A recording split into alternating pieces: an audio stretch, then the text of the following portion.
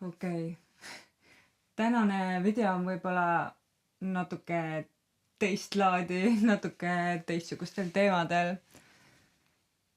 Võib-olla natuke ka isiklikumat laadi, kuna ma räägin oma mõtetest ja emotsioonidest, mis viimasel ajal on mind vallanud alates siis negatiivsetest, hirmutavatest, segaduses olevatest tunnetest siis kuni lakketõusvate positiivsete emotsioonideni välja.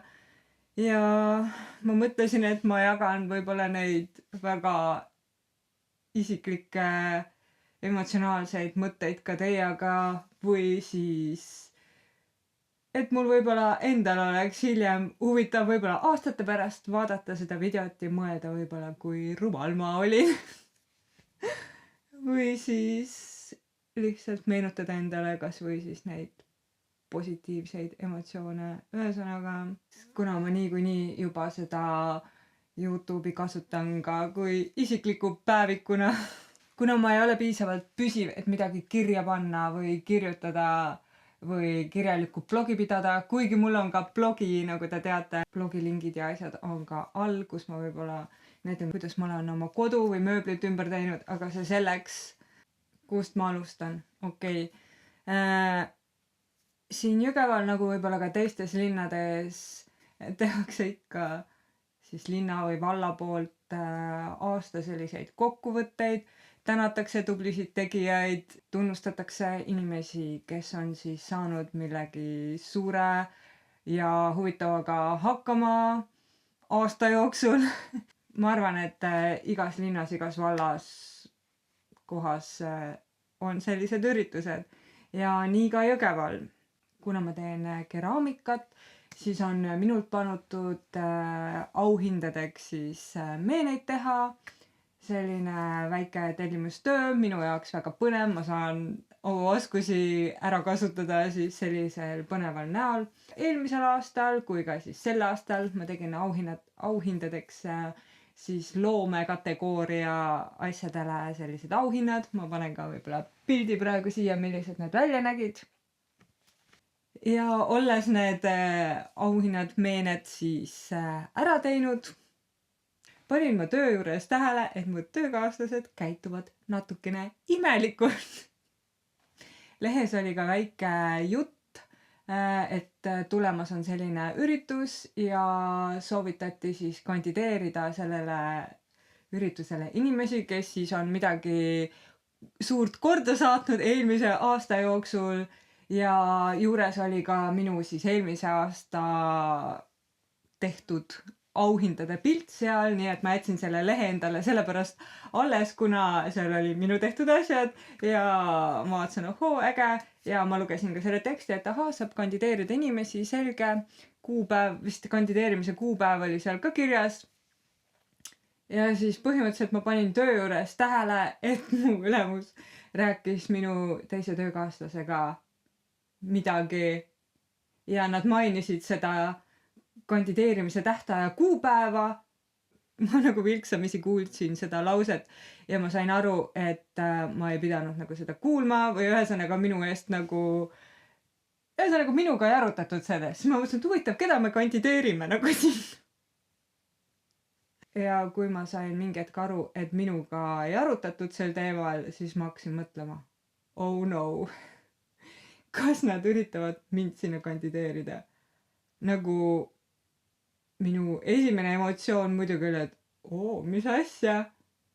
Ja siis ma hakkasin mõtlema, oot mida, ma ei ole nagu mitte midagi eelmisel aastal nagu teinud. Esimese asjana eelmise aasta 2019 aastaga seondub mul see, kuidas ma tegelesin oma terviseprobleemidega, ma käisin arstide vahet. Ma ei jõudnud osaleda ka kohvikute päevadel, ma ei jõudnud nii palju oma kaupluses tegutseda, ma ei jõudnud, ühesõnaga minu jaoks oli eelmine aasta nagu väga lahja aasta võrreldes võib-olla sellega, mis ma varem nagu jõudsin tegutseda. Varem oli mul võib-olla rohkem energiat, tahtmist nagu igal pool kaasa lüüa teha. Ja esimene mulje minu eelmisele aastale oli nagu täielik null ja siis ma hakkasin mõtlema, oh my god, mida nad teevad? Nagu mind kandideeritakse kuhugi, ma ei tea isegi millega. Ja ma ei ole mitte midagi teinud ja mul oli nagu nii piinlik. Ja siis tuli jõuluvaheaeg ja ma ei näinud ka oma töökaaslasi ja praktiliselt pool jõuluvaheajast ma nagu lihtsalt ei saanud öösiti magada ja ma nagu mõtlesin nagu täiega üle, et nagu mis mõttes nagu appi ja ma nagu kogu aeg lootsin, et ma lihtsalt olen nagu valesti aru saanud. Võib-olla, ma ei tea, ma kuulsin midagi valesti, et tegelikult ei ole mind kuskile nominendiks nagu kandideeritud, et ma lihtsalt kujutan endale ette, et nagu mingi, oh my god, Piret, nagu miks sa mõtled, et üldse keegi sind kuskile kandideerib, nagu mul oli nagu see lootus, et ma olen asjast valesti aru saanud. Ja ma ketrasin seda mõtet ja mõtlesin, kui piinlik mul on ja kui palju tublisid nagu inimesi, kui palju nagu üritusi. Eelmine aasta oli ju laulu tantsupeo aasta, kus nagu inimesed nagu tegid nii palju nagu selle hea. Isegi mu teised töökaaslased on nagu palju rohkem korda saatnud eelmisel aastal kui mina. Siis ma nagu ilmselgelt peale vaheaega olin nagu veits halvas tujus ka nagu töö juures. Ühesõnaga ma andsin oma töökaaslasele mõista, et ma nagu tean, mida te teha üritate, aga nagu ma tunnen nagu hullult halvasti ennast selle pärast. Ja mu armas tore töökaaslane, kes nagu oskab hästi ilusti sõnu seada, nagu veidike rahustas mind ja ütles nagu, et mul on nagu meeles ainult nagu aasta lõpp võib-olla, et tegelikult, et meie kui õpetajate jaoks on ju tegelikult terve nagu õppeaasta, 1 aastaperiood ja põhimõtteliselt ütles, et nad said nagu 15 punkti kirja panna nagu, mida kõike ma olen eelmisel aasta nagu eelmisel siis perioodil nagu teinud. Ja nagu veits nagu rahustasid mind maha. Ja siis päev enne seda üritust üks teine töökaaslane, keda kutsuti ka sinna üritusele ja mina ei teadnud, et talle põhimõtteliselt ei öeldud midagi. Öeldi lihtsalt, et on selline kultuuri ja spordi ja ma ei tea, jõulukaunistuste tänuüritus ja lihtsalt kutsuti teda sinna ja tema mõtles, et ta teeb mingi hea nalja ja tuleb nagu klassi ja laste ees nagu ütleb mulle mingi, noh, Piret, tuled ikka homme või? Et sind ju autasustatakse, et noh, sa pead ju meile välja tegema. Ja tema mõtles, et ta teeb lihtsalt mingi huupi, mingi nalja nagu.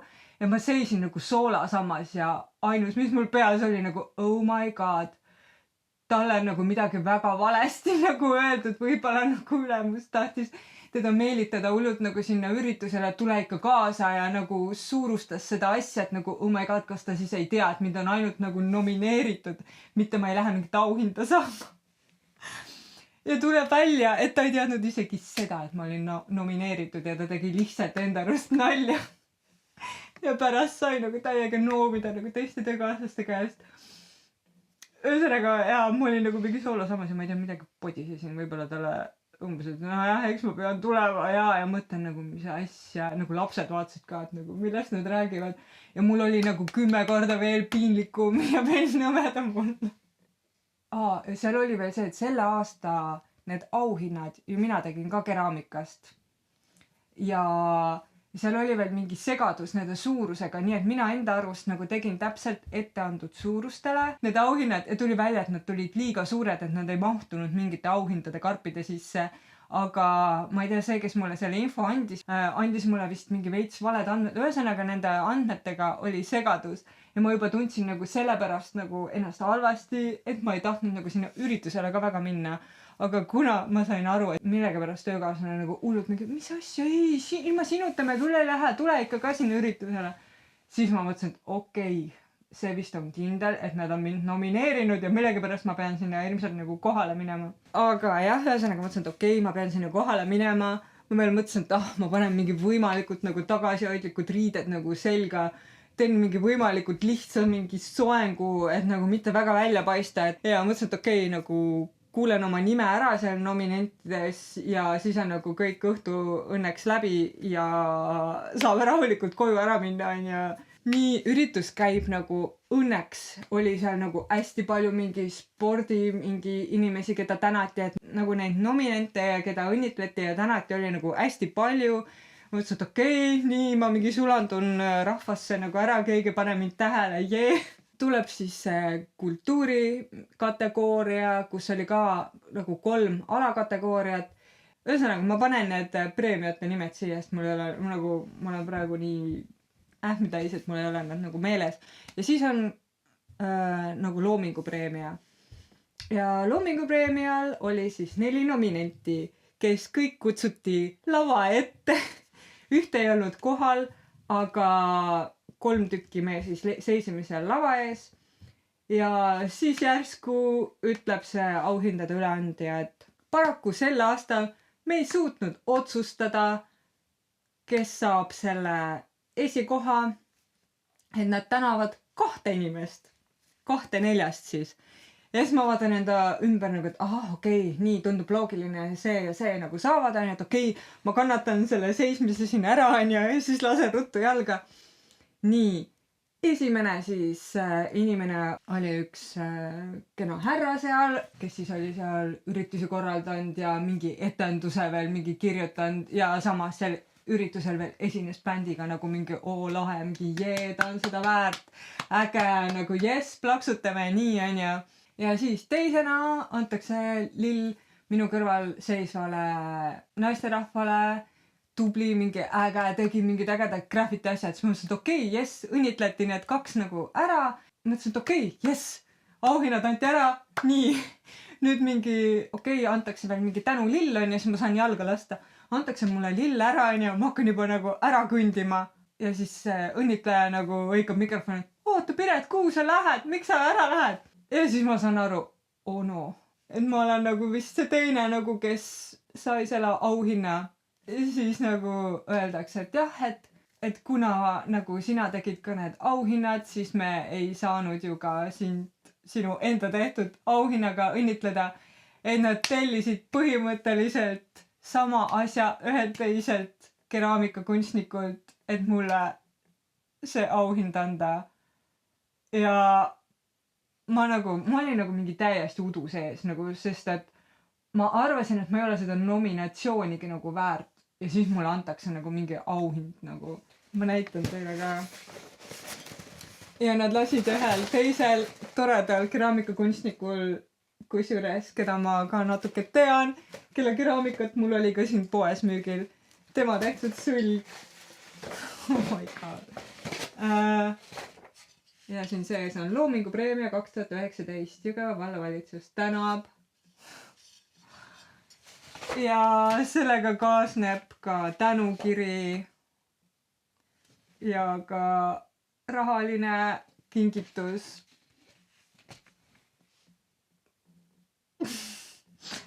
Nagu mis toimub? Ma olen nagu super tänulik, et keegi nägi nagu minus midagi, mida ma ise nagu tähelegi ei pannud. Ma olen nagu super tänulik ja ma olen nagu super liigutatud, et nagu selline asi üldse juhtus. Aga nagu mis asja? Ühesõnaga ma pärast mõtlesin, et ma Facebookis nagu teen väikse postituse ja tänan inimesi, kes mind tähele panid.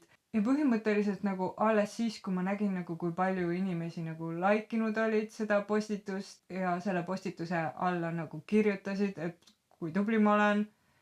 Ja üks tore Jõgeva ajakirjanik, kes on mul ka kohvikute päeval käinud siin abis ja pärast ka sellest loo kirjutanud. Ja kui nagu tema kommenteeris selle postituse alla, et nagu, Piret, nagu sa oled seda ka täiega nagu väärt, siis ma nagu lihtsalt istusin arvuti taga ja mingi istun ja lihtsalt nagu pisarad voolavad ja nagu mõtlen, okei. Nagu inimesed nagu päriselt ka nagu arvavad, et see, mis ma võib-olla nagu teinud olen, on nagu midagi tähendanud või kellelegi nagu korda läinud. Sorry, et ma olen üliemotsionaalne, aga see oli nagu täiega tore.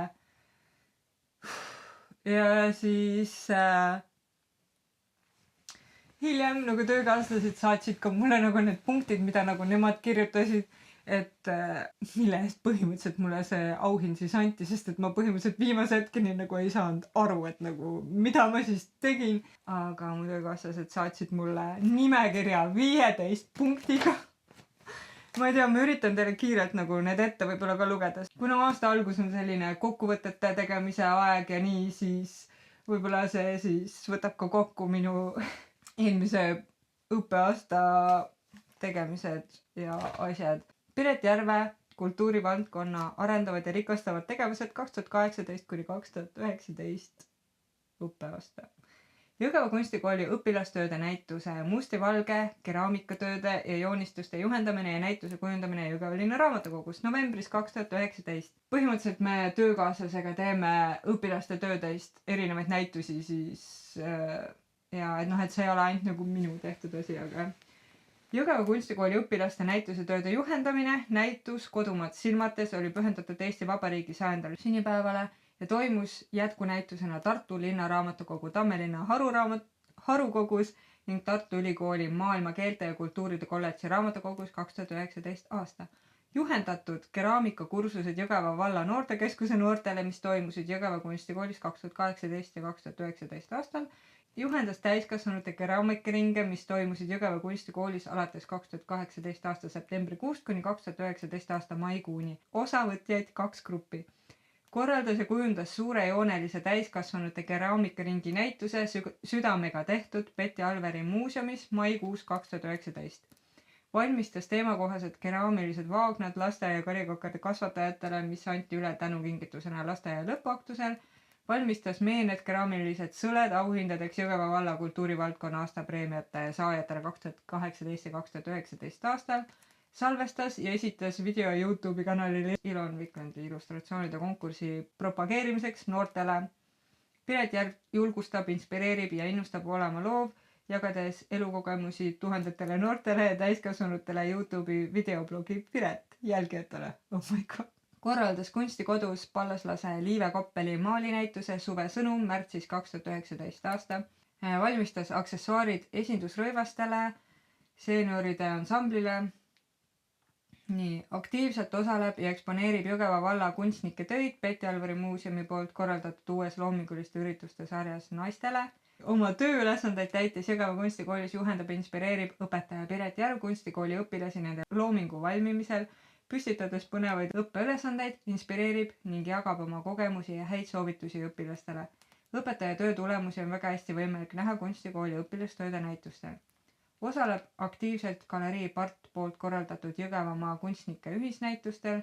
Piret Järv on kunstikodu idee autor, elluviija ja perenaine. Palju pisikesi tegevusi ja asju on kogunenud selliseks pikaks nimekirjaks. Kuna ma väga palju oma muudest tegemistest ei ole ka siin YouTube'is võib-olla rääkinud, siis ma mõtlesin, et ma mainin ühe sellise kummalise seiga minu elust teile ka, mis on mulle sellist emotsioonide pillerkaari viimasel ajal toonud. Nüüd oli ka täiesti pingelangus ja ma riputan selle kauni sõle enda seina peale ja vaatan seda ja mõtlen, kui tänulik ma olen teile, kes te olete minu tegemisi tähele pannud. Ja aitäh Elitale, kes oskab nii ilusti sõnadesse kõike seda panna. Tänu Elitale on ka paljud üritused, asjad siin kunstikodus sellised olnud nad nagu on, sest et Elita on mulle hästi palju aidanud maalide kujundamisel ja üldse ta on inimene, kelle poole ma alati nõu küsimiseks pöördun kujunduse, kunstilise, ühesõnaga loomingulise nõu puhul ma olen tema poole palju pöördunud ja ta on palju tuge andnud. Ja kui see oli sõnaline kirjeldus, mida ma hetkel tunnen, siis siit tuleb visuaalne kirjeldus, mis tegelikult hetkel minu sees toimub.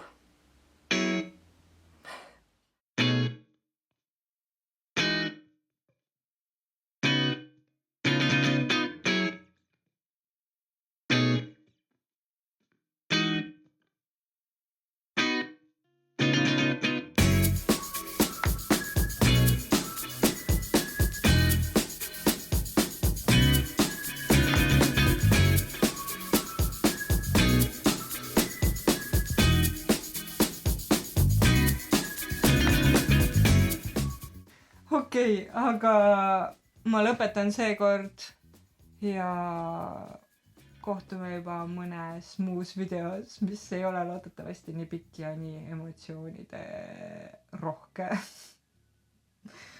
aga okei, aitäh teile. Tšau!